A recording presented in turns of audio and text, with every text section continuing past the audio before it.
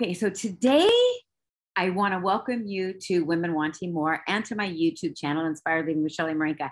And I am going to talk about how you can stop obsessive thoughts. Now, I imagine that whoever's listening to this has had them at one point or another. And Mark Twain said it so eloquently in that life consists mainly of the storm of thoughts that are forever flowing through one's head, right?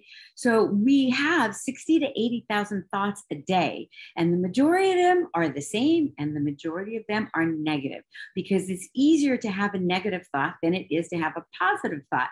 Have you ever experienced that? Have you ever been laying in bed and you wake up in the morning and all of a sudden you've got these negative thoughts and you begin to think about the negative things that are happening in your life and you're ruminating about what happened yesterday?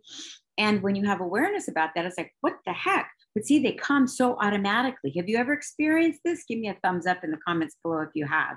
I know I have. I woke up the other morning and it started, and it's like, wait a minute, no, I have control over this. I can fix this. So in today's training, what I want to talk about is, what is obsessive thinking? What is obsessive thinking? And then share with you why obsessive thoughts are a huge obstacle to your growth and to your progress. And then also explain key ways for you to identify what your obsessive thoughts are, and then break the pattern to stop the negative thinking. So if you are ready to change your mind and change your life, then today's your day. So let's go. For those of you that haven't met me yet, I want to introduce myself and say that I am Shelley Marenka, founder of Inspired Living. And I have a private women's Facebook group if you'd like to join us in there. It's called Women Wanting More. And I run a coaching company where I empower others to get out of their own way through mindset mastery, through self-love, and through spirituality. Because my friends, everything boils down to self-love, self-worth, self-esteem, all of that, even the negative thoughts that we're going to be talking about today. So these are the things that I'm going to share with you. And believing in negative thoughts is the single greatest obstacle and obstruction to your success. So I want to ask you, how would you define obsessive thinking? If you have a pen and a paper, just write that down right now. How would you define obsessive thinking? And you can also put it in the comments below if you would like. Okay. So while you're thinking about what obsessive thinking is for you, what I'm going to share with you is that obsessive thinking is really bad thoughts about yourself. Okay. Thinking bad thoughts about yourself, thinking negative thoughts in your mind, and ruminating with these negative thoughts parallels, obsessive thinking, right? Obsessive thinking can be ruminated. And I'm not going to get into a clinical therapeutic session here. I'm just going to share with you what my experiences have been. If you feel like you need a deeper dive into this, you need a therapist, I totally recommend that you go get some help with the cognitive dissonance and so forth. So I'm just going to touch the surface and share with you what I've experienced. The mind truly is a battlefield, right? How many of you have experienced that? The thoughts that we have, the 60 to 80,000 thoughts that we have a day, really, we're constantly either battling with them, changing with them, acknowledging them, being aware of them, or not being aware of them at all. And they're basically self-destructive thoughts that you say about yourself. And it's a way of thinking where you're not processing them quite right? And my objective today is to help you learn how to get out of your own way. So there's several different examples of what they refer to as cognitive distortions that pop up in obsessive thinking. Let's see which ones that you can relate to here. So there's polarized. It's either all or nothing, black or white thinking. I know I can totally relate to that. And it took a lot of work for me to get from black and white thinking to a neutral gray zone, right? And overgeneralization, like saying that, well, if one relationship breakup, means that you're never going to find someone else to love, then why bother love again? That's an overgeneralization in your life from one experience that you had, and assuming that all other experiences associated with that thinking, those thoughts and emotions are going to have the same outcome. Another one is catastrophic thinking, really catastrophizing, assuming the worst possible outcome, right? I mean, that's what fear is. It's like we have these worries that we are going to that this or that or the other thing is going to happen and what ifs, but it's assuming the worst possible outcome. And that's negative thinking as well. And then there's personalization and self-blame. So taking things personally. And today I posted something about, when we don't take things personally, that is power. And when something wasn't your choice or it wasn't your control, and then you take it personally, that can really cause negative thinking, right? It's like, well, what did I do to cause that person to make that comment to me? And then mind reading, assuming that you know what the other person is thinking or what their true motivations are. And nobody, as far as I know, really benefits from mind reading, because what happens is we have these expectations out there that are getting unfulfilled, but yet we are responsible for that because we expect others to read our mind. And so that's another one. And then mental filtering, focusing only on the negative and filtering out the positives. Okay, so the emotional reasoning with this is that you want to take your emotions and feelings as the truth. This is the emotional reasoning, that you're taking your emotions and feelings as the truth or as an indicator of reality. And the truth is that your emotional feelings, yes, they're real for you, but your thoughts, right? Your thoughts are real for you too, but they're not true. It's like, don't believe everything that you read. Well, don't believe everything that you think. Just because you have a thought doesn't mean that it's going to be true. Okay.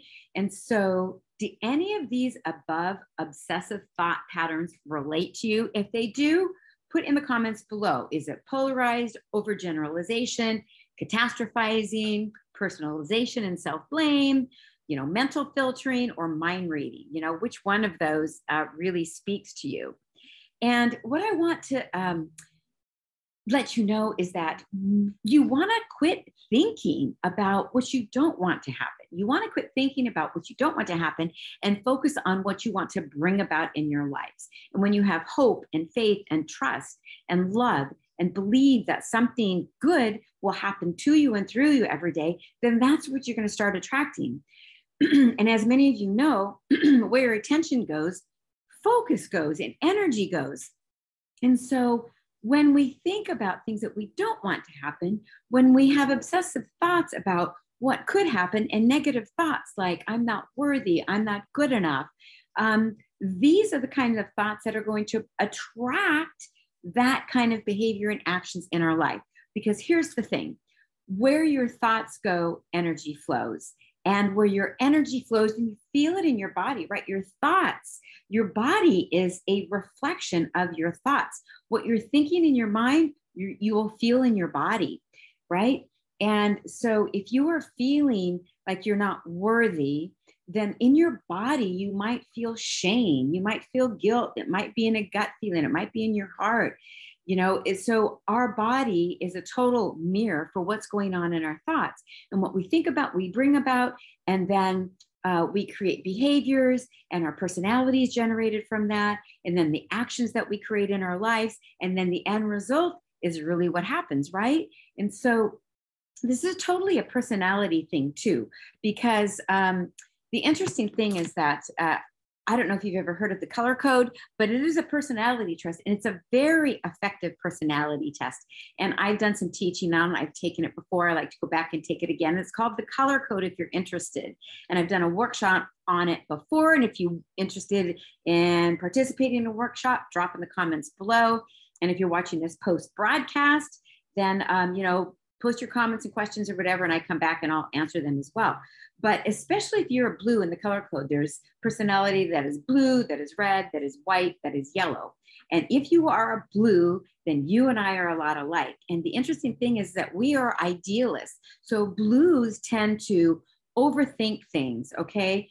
And we beat ourselves up because we can't keep up to the highest standards. And the higher standards is like 110%. It's not like, woo, I got 99%. You pat yourself on the back. It's like, damn, I didn't get 100%. Blues are really hard on themselves and they overthink. And the interesting thing is too, is that they blues are driven by intimacy, and they're driven by connection, and they're caring and emotionally loving and compassionate. They often care about others more than they care about themselves. And so it's really tough when you're a blue to not beat yourself up. And the definition of beating yourself up is really having negative thoughts about yourself, setting really high standards and idealistic standards that you can't meet. And, you're do-gooders. And so it's hard when you're a blue. It's much easier when you're other colors. And so what you want to realize is that your obsessive thoughts probably are not true.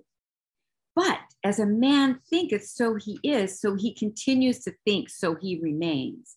So again, you don't want to focus on what you want, what you don't want. You want to focus on what you want. So I'm going to give you some tips right here about how we can up-level those negative thoughts and stop blaming ourselves and getting stuck in this cognitive dissonance is what I call, right? So the thing is, if you think you are limiting yourself with your thinking, then try this exercise in reality testing, right? So most of us do limit ourselves with our thinking. We have guilt, we have shame, we have fear, we have lack of confidence, lack of self-esteem, a poor self-image. So what you want to ask yourself is, what is my scary thought? And you can do this in journaling, and is it based on reality, or are you predicting the future, worrying about something that hasn't happened yet? And if you're predicting the future, is it catastrophic? Like, what's the worst thing that can happen? What's the potential outcome? And do you have any proof that your prediction is going to come true? And will altering this thought allow you to move forward in your life? Most likely it will, because anytime we go to alter our thoughts that are negative, we can replace them with a positive thought. And the thing is that we won't ever get rid of our negative thoughts. But what will happen is we can address them, we can acknowledge them, but we deflate them and we de-energize them by not giving them energy and going to the place that we want to focus on, which is truly what we want. So one of the ways is to challenge the thought itself, like I just described. And number two is to distract yourself. Now, it doesn't mean that you're not going to pay attention, that you're going to, sweep the emotions and the thoughts under the rug, because when that happens, it's just going to come back up again, eventually. And so another way to push pause on your obsessive thinking is to distract yourself. And so get on the phone maybe and call a friend, or go out for a walk, go play with your dog, go in the kitchen and do some cooking, dance to music, do something to change your thinking from the thought you're having and going somewhere else, like reading a book or doodling on your art pad, doing something like that. Another one is meditation. And I love this one because meditation really is self-reflection. It's stopping your thoughts, right? That's what meditation is really for, is to just be with oneself and to act. And what happens in meditation is that you go into meditation to access the quiet mind, okay? To shift your thinking. So you become aware of your thoughts in meditation. And as they float away, you can say goodbye to them. But the key thing here is awareness, okay? And also not holding on to that thought. So I'm going to talk about awareness in a 3-step process when thoughts come up, what to do with them. But in meditation, as they come, you just let them float away. And it's kind of like you're a body and a spirit looking over who you are and looking at your thoughts as they float away in the clouds. And that's the way that you want to see them. Okay. And so meditation is a great way to pause obsessive thinking. And then you can focus on affirmations, because negative thoughts are the opposite of positive affirmations, right? And so affirmations can be something like, I am strong, or I am loved. When you have that thought that I am not worthy, nobody loves me, I can't do this, I'm not smart enough, you can, in the moment, replace those just to derail that negative thought and change your thinking over to something that's positive. Again, it's not going to keep those thoughts from coming back. However, it will allow you to leave those thoughts so that you don't get stuck in them. Because the biggest problem with having negative thoughts and obsessing over your thoughts is that it really affects your happiness. It affects your personal growth, your ability to grow, your ability to tackle something that maybe is challenging for you. And your negative thoughts are telling you, oh, don't go there. That's not safe to go there. And it definitely puts a huge obstacle on your progress in life.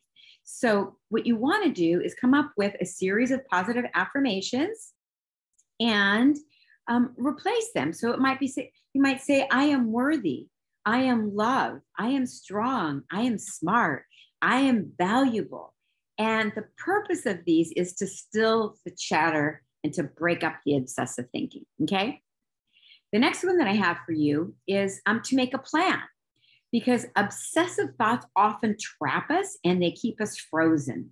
They keep us stuck into a way of thinking that doesn't serve us, right? So if you make a plan forward, even if you're in the midst of catastrophic thinking, right? Think about how you can make your life better, what you can do. Write down some things that bring you joy. What could you change? What could one thing that you could change that could bring you happiness? What is one step that you can take right now? And so you make a plan and then you go do it. All right. And that keeps you from being frozen and stuck with these ruminating thoughts and living in the negative. The other thing is that when you have obsessive thoughts, you're living in the past.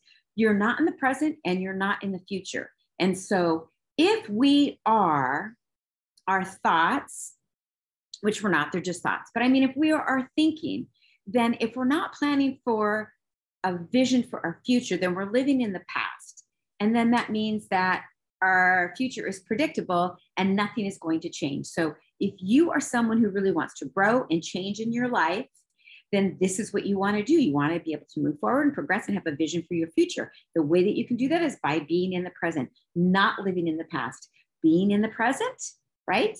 Being in the present moment will actually also take you out of your negative ruminating thoughts, right? To just be in the present, like right here, right now with me. Just take a big deep breath in, exhale, and just breathing and being in the present completely shifts your thinking. And that's what you want to do. And then build your self-esteem. And I have a great tool for you to do that. And it's called my Self-Love Journey course. It's a 5-week course. It's one of the best courses you can ever take for your life to improve your self-esteem, to improve your self-worth, to let go of negative thinking, to bring in positivity and be able to not only recognize, but acknowledge and follow through with the beautiful potential that you have as a human. So I'll drop a link to my self-love course here and you can go check it out. But I totally recommend that if you're along your personal growth, self-actualization, self-love journey of becoming more, this is the base foundation for you because it will help you build your self-esteem. And when you have strong sense of self, then that weakens the grip that negative thinking can have on you, right? That makes sense. It's like, well, you have a negative thought. It's like, oh, where'd that go? That's not me. That's not me. That's an old program. That's old thinking. That's not me. So we are born with infinite potential, my friends, as human beings. We are born with infinite potential. And that's what I want to see you tap into. That gets me really excited. This is what I do all day long with my clients to help them get out of their own way, remove the obstacles, and step into your potential and maximize it to take you wherever it is that you want to go, right? So you can raise your self-esteem with a few of these things that are actually in my self-love course too. I teach you how to use self-affirmations. I give you journaling prompts to help work with your thinking and have more positive thinking and less negative thinking, less rumination, and then doing activities that make you feel stronger and more empowered. Because with each step that we take and we feel empowered, then we become more confident in that empowerment and more excited and energized to move forward in our lives. And so then you want to surround yourself with people who believe in you. If you know your environment is everything, and so is your personality, but your personality can be changed. And again, I went back to the blues, having that kind of personality, but your environment is everything. If you're in an environment where you are being surrounded with negative thinking and naysayers and people who are just don't have any passion or action or intention for their lives, then you're going to be affected by that. So you want to surround yourself with people who love you, people who support you, and actually people who challenge you, right? To become better. I mean, that's the ideal significant other, is to be surrounded with people who love you and that will lift your wings and build you up. And so there we have it. We have those 6 ways to push pause on your obsessive thinking. And I want you to know that we are not our thoughts, yet our thoughts are often the greatest influence in our lives. And so when you can manage your thoughts and program your thinking to say, this is just a thought, this is old programming, this is not who I am. And then you thank those thoughts for being there and you choose a different thought. That's the 3-step process that's a simplified version of it, but that's what I teach and coaching my clients as well, is a 3-step process. So which strategy are you most excited about trying right away? Drop in the comments below. Do you want to try meditation to put pause on your obsessive thinking, affirmations, journaling, reframing your questions, having an awareness with the 3-step process, adopting the distraction idea, building your self-esteem? Which one will you choose for yourself today, my friends? And I do want to let you know that I have a long list of additional ideas. And if you're interested in getting them to help you push pause on your obsessive thinking, email me at shelleymarenka@gmail.com, and I'm happy to send you that list. And also, I will send you a link to the color code. So if you want to know if you're a red or white, a yellow or a blue, these really help you understand your personalities. It's one of the first things that I have my clients do when I work with them is we identify which personality color they are. And then we also come up with a list of 10 things that they want in their life and 10 things that they don't. Remember, in the beginning of this, I said to focus on the things that you don't want. Because if you want to pause obsessive thoughts, you've got to stop thinking on those negative thoughts, right? So you can't go back and change the beginning. But what you can do is start where you are and change the ending and change your future. And that's what I'm all about in my coaching. Again, this is Shelley Marenka with Inspired Living. I want to thank you for being here. And I am going to stop the recording. And for those of you that have come into live, I will answer your questions. And if you have any questions, again, post-broadcast, just drop them on the comments below, whether you see this in YouTube or whether you see them live in my Facebook group, Women Wanting More, and I will answer them. So I will be back again next Wednesday night for Wednesday Night Live. And remember to subscribe to my YouTube channel. I upload a brand new video every Tuesday, and I hope to see you there and share it with your friends. Meanwhile, power up your potential, you guys, radically shift your health, and love yourself more. I love you. Shelley Marenka with Inspired Living.